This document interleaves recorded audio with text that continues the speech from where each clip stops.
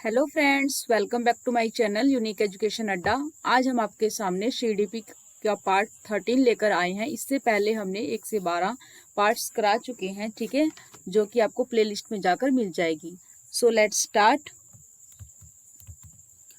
आज हम करने जा रहे हैं सीडीपी का फर्स्ट क्वेश्चन। देखिए, अध्यापक को यह सुनिश्चित करना चाहिए कि उसकी कक्षा के सभी शिक्षार्थी अपने आप को स्वीकृति और सम्मानित समझें। इसके लिए शिक्षक को चाहिए कि वह वंचित पृष्ठभूमि से आने वाले बच्चों का तिरस्कार करे ताकि वे अनुभव करें कि उन्हें अधिक कठोर परिश्रम करना है। ये बिल्कुल गलत ऑप्शन हो जाएगा, क्योंकि हमें किसी भी बच्चे का तिरस्कार नहीं करना है, ठीक है, उन्हें अपमानित नहीं करना है। सेकंड कह रहा है, उन शिक्षार्थियों का पता लगाएं जो अच्छी अंग्रेजी बोल सकते हों और संपन्न घरों से हों तथा उन्हें आदर्श के रूप में प्रस्तुत करें। ये भी गलत हो जाएगा। हमारे लिए सभी बच्चे एक बराबर हैं, ठीक है, सम्मान है। ऐसा नहीं है कि जो अमीर घर से बच्चे आते हैं उन्हें हम अधिक सम्मान दें और जो गरीब घर से आते हैं उनका तिरस्कार करें, ठीक है। हमारे लिए सभी एक बराबर हैं। थर्ड ऑप्शन देखिए, अपने छात्रों की सामाजिक और सांस्कृतिक पृष्ठभूमि की जानकारी प्राप्त करें और कक्षा में विविध मतों को प्रोत्साहित करें। ये ठीक होगा। फोर्थ ऑप्शन देखिए, कड़े नियम बनाएं और जो बच्चे उनका पालन न करें उन्हें दंडित करें। तो हमें किसी भी बच्चे को दंडित नहीं करना है, ठीक है, और कठोर नियम नहीं बनाए जाने चाहिए। इसलिए थर्ड ऑप्शन हमारा क्या हो जाएगा, राइट हो जाएगा। अपने शिक्षार्थियों की सामाजिक और सांस्कृतिक पृष्ठभूमि की जानकारी प्राप्त करें कि वे किस पृष्ठभूमि से आ रहे हैं, ठीक है, उनकी संस्कृति कैसी है, वो किस समाज से आ रहे हैं, ठीक है। और फिर क्या करना है, हमें कक्षा में विविध मतों को प्रोत्साहित करना है, ठीक है, सभी को प्रोत्साहन देना है। इसलिए थर्ड ऑप्शन इसका क्या हो जाएगा, राइट। अब चलते हैं हम नेक्स्ट क्वेश्चन की तरफ। क्वेश्चन नंबर सेकंड देखिए, क्वेश्चन नंबर सेकंड आपकी स्क्रीन पर है। सुरेश सामान्य रूप से एक शांत कमरे में अकेले पढ़ना चाहता है, जबकि मदन जो है वो एक समूह में अपने मित्रों के साथ पढ़ना चाहता है। यह उसकी डैश में विभिन्नता का कारण है। आपको बताना है कि इसका क्या कारण हो सकता है। सुरेश जो है वो शांत कमरे में पढ़ना चाहता है, जबकि मदन जो है वो एक समूह में पढ़ना चाहता है। फर्स्ट ऑप्शन है अभिक्षमता, सेकंड है अधिगम शैली, थर्ड है परावर्तकता स्तर और फोर्थ है मूल्यों में। तो सबसे बेस्ट ऑप्शन कौन सा होगा आपको बताना है। तो सेकंड ऑप्शन देखिए, अधिगम शैली। अधिगम शैली यानी कि उनके अधिगम करने की जो शैली है वो अलग अलग है, ठीक है। तो सेकंड ऑप्शन इसका क्या हो जाएगा, राइट हो जाएगा। अब चलते हैं हम नेक्स्ट क्वेश्चन की तरफ। Question number third. Question number third आपकी स्क्रीन पर है। भारत में भाषिक विभिन्नता बहुत है, ठीक है, यानी कि अलग अलग भाषाएं बोली जाती हैं, ठीक है, इसलिए लिखा हुआ है भाषिक विभिन्नताएं बहुत हैं। इस संदर्भ में विशेषकर कक्षा फर्स्ट और सेकंड के प्राथमिक स्तर पर बहुभाषिक कक्षाओं के बारे में सर्वथा उपयुक्त कथन बताना है कि क्या है, ठीक है। चार ऑप्शन आपके सामने हैं। कक्षा फर्स्ट और सेकंड के प्राथमिक स्तर की बहुभाषिक कक्षाओं के बारे में बताना है।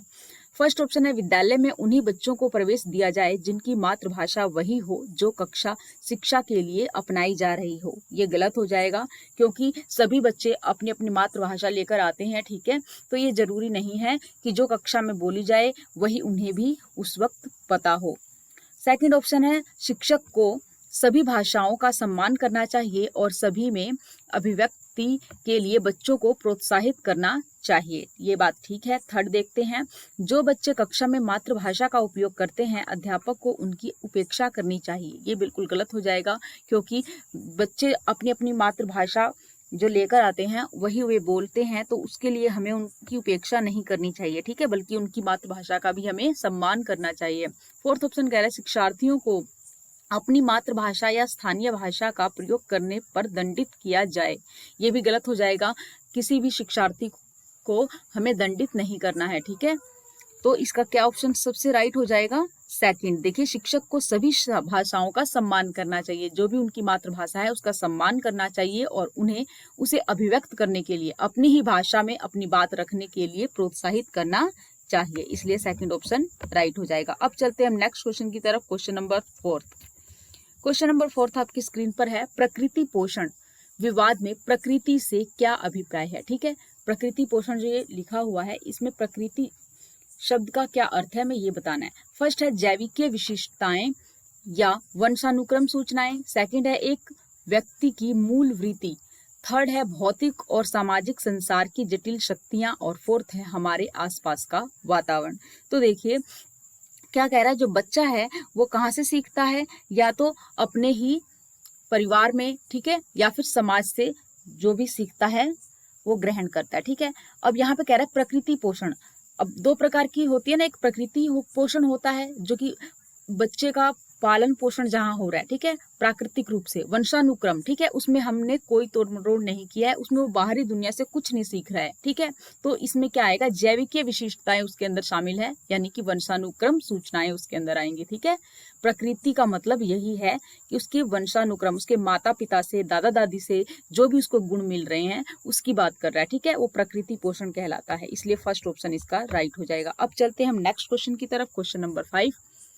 क्वेश्चन नंबर 5 आपकी स्क्रीन पर है, जनसंचार माध्यम सामाजिकरण का एक महत्वपूर्ण माध्यम बनता जा रहा है, ठीक है।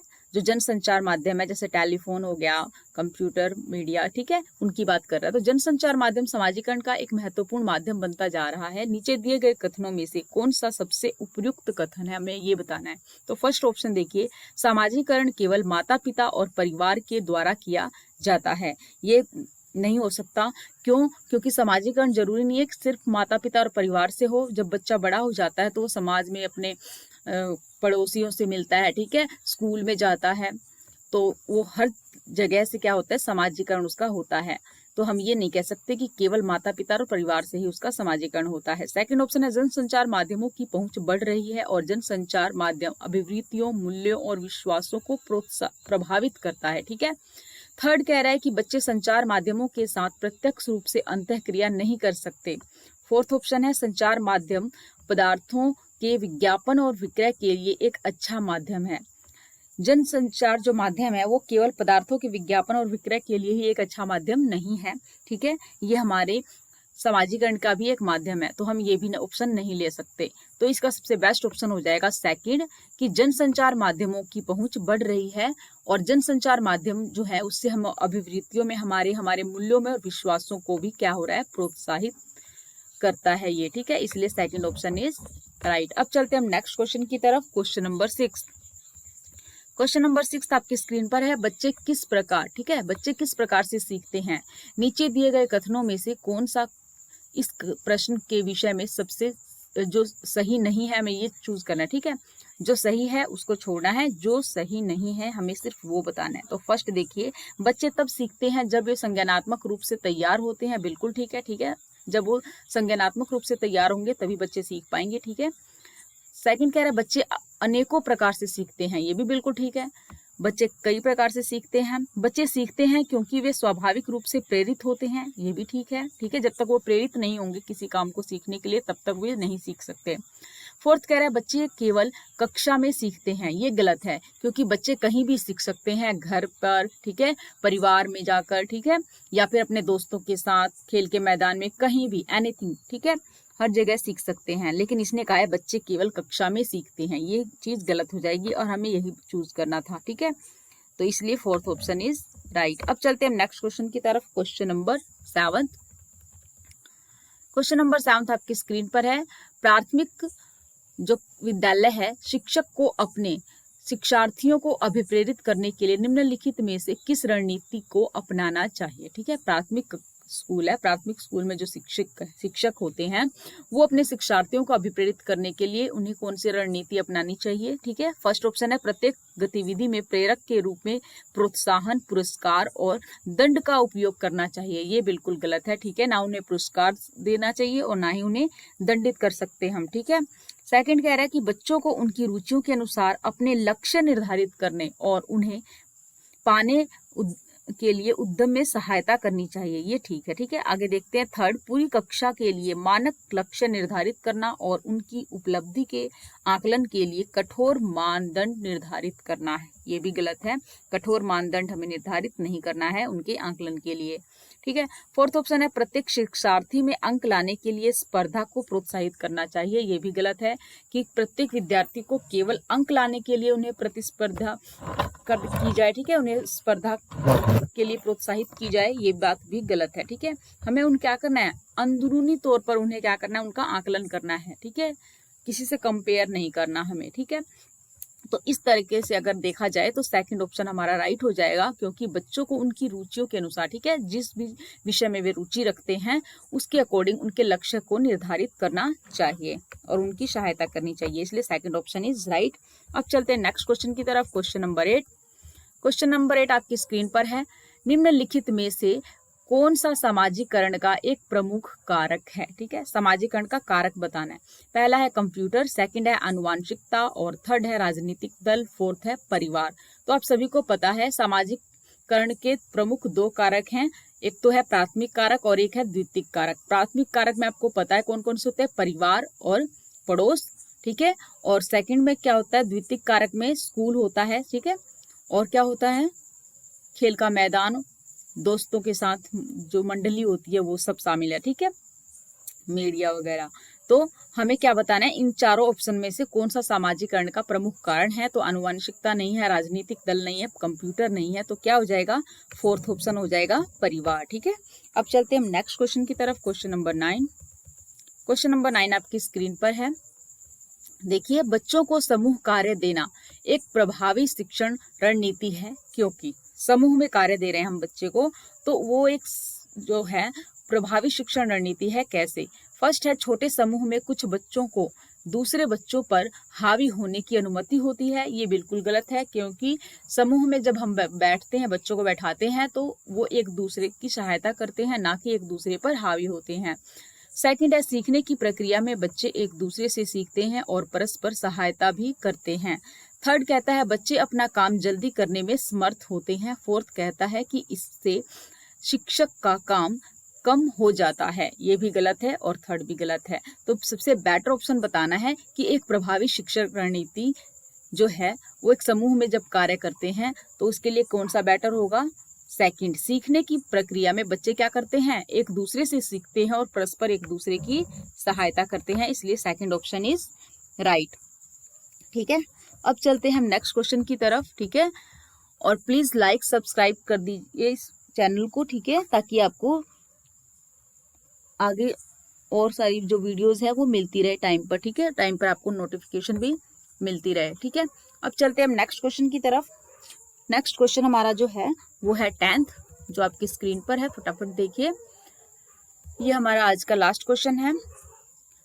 10th क्वेश्चन में कह रहा है कि एक औसत बुद्धि वाला, ठीक है, एक औसत बुद्धि वाला जो बच्चा है यदि भाषा को पढ़ने एवं समझने में कठिनाई प्रदर्शित करता है तो यह संकेत देता है कि, तो ये क्या संकेत देता है आपको बताना, ठीक है, पढ़ने में उसको प्रॉब्लम हो रही है, ठीक है।